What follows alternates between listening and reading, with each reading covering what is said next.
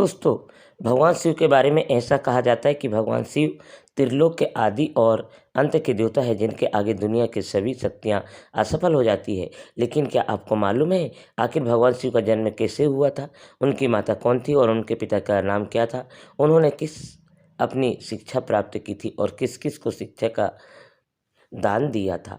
अगर नहीं तो चलिए, क्योंकि इस वीडियो के माध्यम से हम आपके इन्हीं सभी सवालों का जवाब देने वाले हैं, इसलिए प्लीज़ इस स्किप किए बिना एंड तक ज़रूर देखना। दोस्तों, आज सबसे पहले भगवान शिव के जन्म से जुड़ी पहली कहानी यानी शिव पुराण की एक लोकप्रिय कथा के बारे में बताने वाले हैं। शिव पुराण के अनुसार भगवान शिव को स्वयंभू माना जाता है, जिसका मतलब होना है कि भगवान शिव का जन्म स्वयं ही हुआ था। यानी कि इसके एक बात तो साफ हो जाती है कि ना ही भगवान शिव की कोई माता है और ना ही कोई उनके पिता है। इसी कारण से भगवान शिव पंच तत्व से भी परे हैं, जिस कारण से इन्हें मृत्यु का कोई भी भय नहीं है। इनकी मृत्यु कभी नहीं हो सकती। और अब बात करते हैं विष्णु पुराण में बताई गई है भगवान शिव के जन्म से जुड़ी हुई एक और कहानी के बारे में। विष्णु पुराण में बताया गया है कि भगवान विष्णु के माथे से निकलने वाला तेज के कारण भगवान शिव की उत्पत्ति हुई थी और उनके नाभि से निकलने हुए तेज से कमल पर विराजमान ब्रह्मा जी का जन्म हुआ था। मगर दूसरी ओर भगवान विष्णु के जन्म के बारे में शिव पुराण में बताया गया है कि एक बार की बात है, जब भगवान शिव अपने घुटने मल रहे थे तो उनके घुटनों से निकलने वाले मेल से भगवान श्री विष्णु जी को जन्म हुआ था। पर अगर ऐसा हुआ है तो विष्णु पुराण और शिव पुराण एक दूसरे से बिल्कुल अलग है। इस कथा के अलावा भगवान शिव के जन्म की एक और पौराणिक कथा काफ़ी ज़्यादा पॉपुलर है, जिसे शायद आपने बड़े बुजुर्गों से सुना होगा। पर अगर नहीं सुना तो आपकी जानकारी के लिए बता दें कि एक बार की बात है, जब भगवान विष्णु और परम ब्रह्मा जी के बीच इस बात पर बहस छिड़ गई थी कि आखिर इस संसार में सबसे महान कौन है। जब भगवान विष्णु और भगवान ब्रह्मा इस बात को लेकर बहस कर रहे थे तो एक जलते हुए खंबे के रूप में महादेव उनके बीच आए। और दोस्तों, वो दोनों इस रहस्य को नहीं समझ पाए और तभी अचानक से एक आवाज़ आई जिसने कहा कि जो भी इस खंबे को छोड़ ढूंढ लेगा वही सबसे महान कहलाएगा। ऐसा सुनते ही ब्रह्मा जी ने एक पक्षी का रूप लिया और खंबे के ऊपरी हिस्सा ढूंढने निकल गए। वहीं विष्णु जी ने वाराह का रूप धारण किया और खंबे का अंत ढूंढने निकल गए। बहुत देर तक खोजने के बाद भी दोनों में किसी भी खंबे को छोड़ नहीं मिला और दोनों हर वापस आ गए। जिसके बाद भगवान शिव अपने असली रूप में आए और फिर भगवान विष्णु और ब्रह्मा जी ने यह तय किया कि महादेव ही सबसे महान हैं और वह खंबे की शक्ति को छू सकते हैं। इस दुनिया में कोई नहीं है। इसके साथ ही शिव पुराण में बताया गया है खंबा इस बात को दर्शाता है कि ना ही भगवान शिव शिवादिम ना ही उनका कोई अंत है। और एक कारण तो यही है कि भगवान शिव को स्वयं वो कहा जाता है, यानी भगवान शिव का अंत है ही नहीं, वे अमर है। अब हम आप बात करते हैं भगवान शिव के जुड़े एक ऐसे विषय के बारे में जो शिव से बारे में कि जो क्या भगवान ब्रह्मा भगवान शिव के पिता हैं।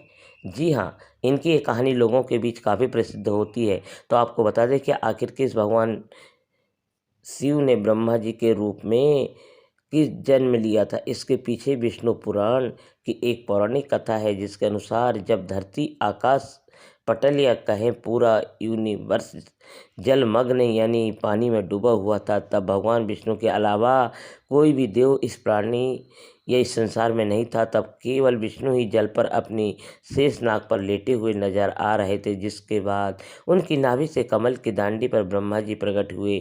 और जब भगवान ब्रह्मा और भगवान विष्णु इस संसार से संबंधित बातें कर रहे थे, तब भगवान विष्णु शिव प्रकट हुए। जिसके बाद ब्रह्मा जी ने उन्हें पहचान से इनकार कर दिया।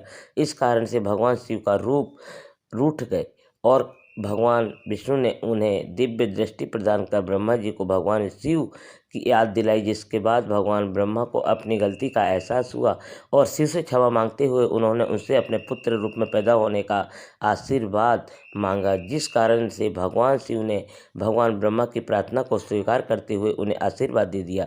लेकिन इसके बाद भगवान ब्रह्मा ने इस सृष्टि की रचना शुरू की थी, तो उन्हें एक बच्चे की ज़रूरत पड़ी और तब उन्हें भगवान शिव का आशीर्वाद ध्यान आया, जिसके लिए भगवान ब्रह्मा ने तपस्या की और बालक के रूप में भगवान शिव उनकी गोद में रोते हुए प्रकट हुए।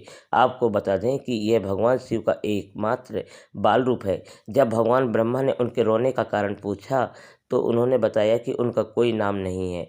तब भगवान ब्रह्मा ने भगवान शिव का नाम रुद्र रख दिया, जिसका मतलब होता है रोने वाला। पर इसके बावजूद जब भगवान शिव ने नहीं हुए, इसलिए ब्रह्मा ने उन्हें दूसरा नाम दिया, पर शिव को वो नाम भी पसंद नहीं आया और फिर भी वे चुप नहीं हुए। इस तरह शिव को चुप करने के लिए भगवान ब्रह्मा ने भगवान विष्णु भगवान शिव को 108 नाम दिए, जो रुद्र, सर्वभाव, उग्र, भीम, पशुपतिनाथ और महादेव जैसे नाम, और शिव पुराण के अनुसार उनके इनाम पृथ्वी पर लिखे गए।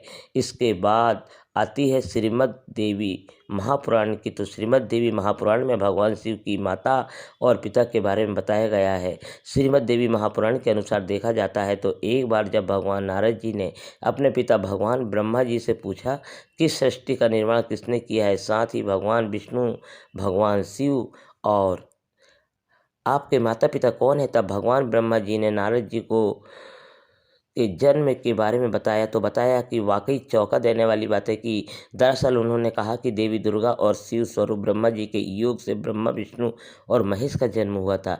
यानी प्रकृति का रूप लिए मैंने दुर्गा ही हम तीनों माता है और ब्रह्मा यानी काल, सदा, शिव हमारे पिता है। इसके साथ ही श्रीमद् देवी महापुराण में भी भगवान विष्णु और भगवान ब्रह्मा के बीच हुए झगड़े का एक कहानी मिलती है, जिसके अनुसार एक बार श्री ब्रह्मा जी और विष्णु जी ने झगड़ा हुआ और दोनों में बहस छिड़ी हुई थी।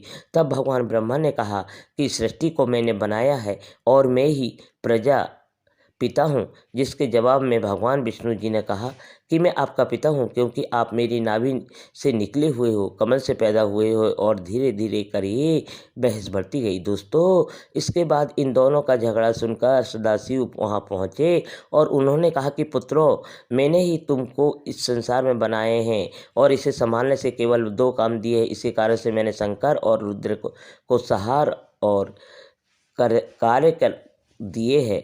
पंचमुख, एक मुख से आकर, दूसरे मुख से पुकार, तीसरे मुख से मुखर, चौथे मुख से बिंदु और 5वें मुख से नाद, यानी कि शब्द प्रकट हुए हैं। उन्हें परियों का एक साथ मिलाकर देखा जाए तो एक अक्षर ओम बनता है, जिसे आज हम सभी भगवान शिव के मूल मंत्र के रूप से जानते हैं। इतना कहने के बाद भगवान ब्रह्मा और विष्णु दोनों ही समझ गए कि भगवान शिव से ज़्यादा शक्तिशाली इस दुनिया में कुछ भी नहीं है और दोनों ने भगवान शिव को प्रणाम किया और चले गए। चलिए दोस्तों, अब जब भगवान शिव के बारे में इतना तो जान ही चुके हो, तो क्या आपको पता है कि आखिर भगवान शिव ने किस शिक्षा प्राप्त की थी और उनके कुछ कौन से हम जानते हैं? शायद वह इसका जवाब आप भी किसी को पता नहीं होगा। जिन्हें पता नहीं है उन्हें बता दें कि भगवान शिव स्वयं इस संसार को गुरु माने जाते हैं, जिन्होंने संसार में गुरु शिष्य की परंपरा की शुरुआत की थी। लेकिन अगर सवाल आता है कि आखिर भगवान शिव किसके गुरु थे, तो आपको जरूर जान लेना चाहिए कि हिंदू धर्म के ग्रंथ के ब्रह्मा जी और शिव जी इस संसार के सबसे पहले गुरु हैं, जिन्होंने गुरु शिष्य को इस रिश्ते की शुरुआत की थी। जहां भगवान ब्रह्मा ने अपने मानस पुत्रों को शिक्षा प्रदान की थी, वहीं भगवान शिव ने अपना ज्ञान केवल अपने 60 शिष्यों को दिया था। यानी भगवान शिव साक्षात के गुरु थे और जिन शिष्यों को गुरु की शिक्षा दी थी उन्हें आज के समय में सप्त ऋषियों का दर्ज दिया गया है। तो दोस्तों, यह थी भगवान शिव के जन्म से जुड़ी हुई कुछ फैक्ट्स जो आपको ऐसे लगे, हमें कमेंट करके जरूर बताइए। साथ ही अगर आपको वीडियो पसंद आई हो तो इस लाइक और चैनल को सब्सक्राइब करना बिल्कुल न भूलें। धन्यवाद दोस्तों।